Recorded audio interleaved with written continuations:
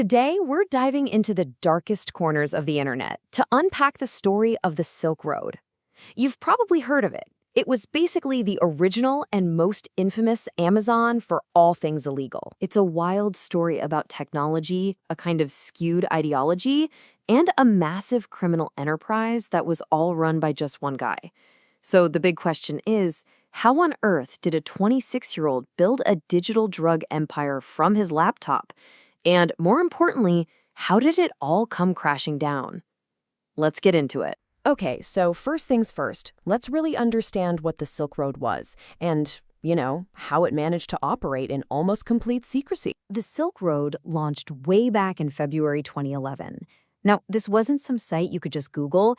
It was a black market hidden on the dark web, and it was founded by this guy, Ross Ulbricht. He ran the whole thing using the pseudonym Dread Pirate Roberts. Yeah, a direct nod to The Princess Bride. So how'd he pull it off? Well, he combined two key pieces of tech. First, total anonymity. You could only get to the site using the Tor browser, which scrambles your internet traffic and hides who you are and where you are. Second, the payments. Everything was bought and sold with Bitcoin, which at the time was this new, untraceable digital currency that was totally outside the control of banks. But here's where it gets kind of weird. The site actually had this code of conduct. I mean, sure, it was the go-to place for illegal drugs, fake IDs, hacking software, you name it. But Ulbricht strictly banned anything he considered harmful or coercive. So no weapons and absolutely no child exploitation material. In his mind, this was some kind of libertarian experiment in free markets, not just a free-for-all for pure evil. But, this experiment was on a collision course with law enforcement. It was inevitable. The bigger the Silk Road got, the bigger the target on its back became. And when the empire fell, it fell fast. I mean, think about it. The site launches in 2011. Less than 3 years later, the FBI tracks Ulbricht down and arrests him in a public library in San Francisco. By May of 2015, it was all over. The charges against him were, they were extensive. We're talking conspiracy to commit money laundering, computer hacking, narcotics trafficking, the works. But the big one, the really serious one, was running a continuing criminal enterprise. That's the same kingpin charge they use for major drug lords. And then there were the accusations that he'd ordered multiple murders for hire to protect his identity.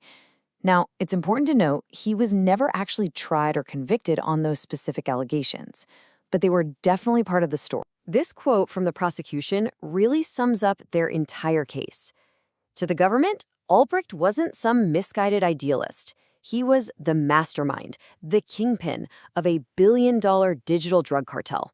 Plain and simple. So the trial wraps up, but the debate around what happened next was just getting started. The sentence that was handed down to Ross Ulbricht absolutely shocked a lot of people, and it's still one of the most controversial parts of this whole story. 2 life sentences plus 40 years, with no chance of parole. Just let that sink in. For a guy with no previous criminal record, this was a sentence so severe it basically guaranteed he would die in prison. And this just sparked a huge controversy. On one side, you have the prosecutors saying, look, this guy was the kingpin of a huge criminal enterprise. But on the other side, his supporters are arguing that he was a first-time, nonviolent offender who got a completely over-the-top sentence after a trial they claim wasn't even fair. Since then, this really broad and kind of strange coalition of people has come out to advocate for him. You've got libertarian groups, tech advocates, and hundreds of thousands of people signing online petitions. And then you even have huge celebrities like Kim Kardashian calling for his sentence to be commuted. The whole movement got a ton of press in late 2020. Reports came out that President Trump was actually considering giving Ulbricht a pardon.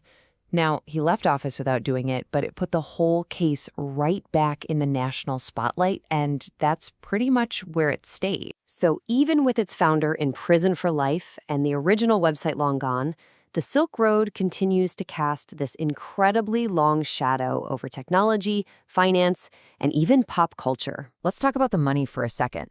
The US government seized a massive treasure trove of Bitcoin connected to the Silk Road. We're talking over 170,000 coins. For years, one of these digital wallets holding almost 70,000 Bitcoin just sat there, dormant. It was like a digital ghost of the whole empire. And then in late 2020, that dormant Bitcoin moved. And at the moment of that transfer, its value was a jaw-dropping $1 billion. That's billion with a B. It became one of the biggest cryptocurrency seizures in history, and it just reminded everyone of the insane scale of this operation. And the cultural impact has been just as huge. I mean, the Silk Road basically wrote the playbook for all the darknet markets that came after it. Its crazy rise and fall has become this modern crime saga, inspiring documentaries, a Hollywood movie, and best-selling books like American Kingpin. So what's the big takeaway here? The Silk Road is gone, sure, but the technologies and the ideas that built it, they're more powerful than ever. The story of Ross Ulbricht really forces us to ask a tough question for our time. In this age of encryption and crypto, where do we draw the line between world-changing innovation and world-class crime? And there's really no easy answer to that.